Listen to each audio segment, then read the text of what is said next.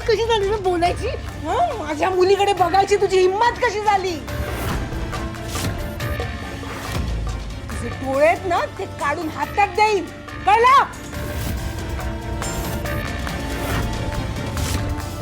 तुला हे फार महागात पडेल. तुला कल्पना नाहीये मी काय करू शकतो ते.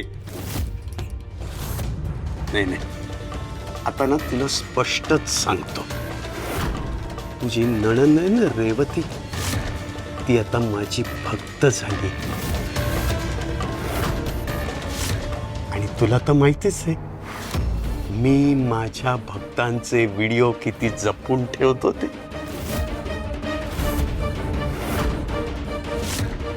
ए नीच माणसा, काय केलंयस तू सांग?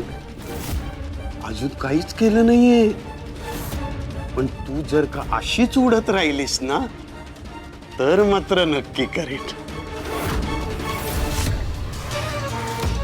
बघ तू असं काही करणार नाहीयेस, कळलं का तुला?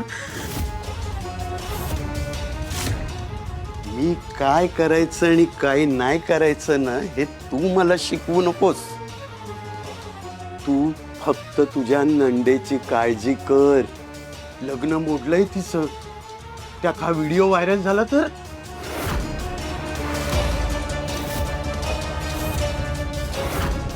मुलाकडचे बघतील ना सगळे. तू असं काही करणार नाहीयेस असं तुला वाटतं, पण मी करू शकतो. तू जर तोंड बंद नाही ठेवलंस ना तर.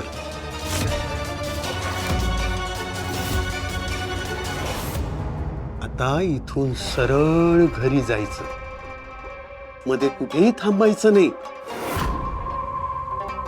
आणि माझ्याबद्दल जर का बाहेर एक शब्द देखील बोललीस तर मग कुठे रे तो व्हिडिओ, तर डायरेक्ट मुलाकडच्यांना सेंड करू का मी येऊ सोडायला? जा, नाही तर पोलिसांना बोलून धक्के मारून बाहेर काढीन तुला. माझेच भक्त आहेत ते. तेव्हा आता इथून निघायचं.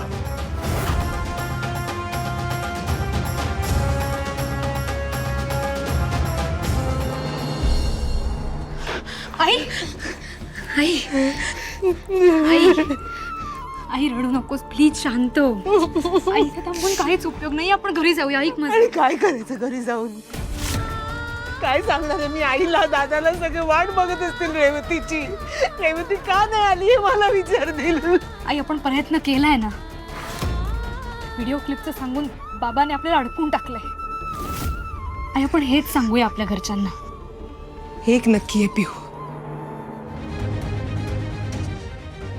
रेवतीला काही करून मी इकडून सोडवणार, पण त्या बाबाची चांगलीच जिरवणार.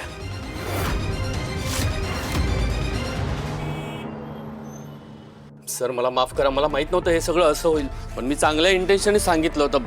प्लीज सर मला माफ करा. राघव, मी तुला काही बोललोय? मी तुला काही ऍक्च्युली ना मलाच कळायला पाहिजे होतं.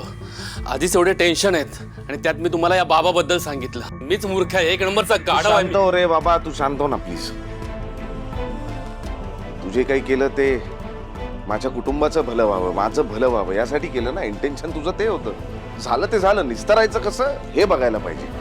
आपण पोलिसात गेलो तर त्या बाबाला चांगली खडी फोडायला लावू. काय बोलतोयस तू? अरे जरा खोलात शिरलो ना तर लगेच कळेल. राजकारणी मंडळींपासून पोलिसांपर्यंत किती ओळखी. अरे प्रत्येक बघावा तो माणूस भक्त आहे त्या बाबाचा.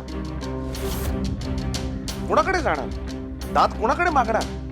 उलट लोक आपल्या मागे लागतील माहितीये बाबाबद्दल असं का बोलतोय म्हणून.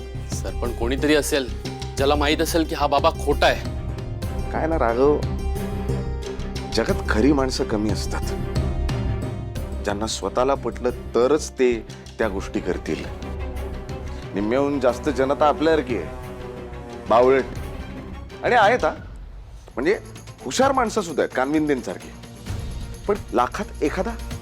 आणि मग मला सांग, तो एक माणूस जेव्हा उभा राहतो ना, तो जेव्हा म्हणतो ना की हे चुकतंय, त्यावेळी हीच 1,00,000 माणसं त्याच्या उरावर उठतात. त्याला चुकीचं ठरवतात, त्याला खोटं पाडतात. या बाबाचं पितळ जर उघडकीला आणायचं असेल ना तर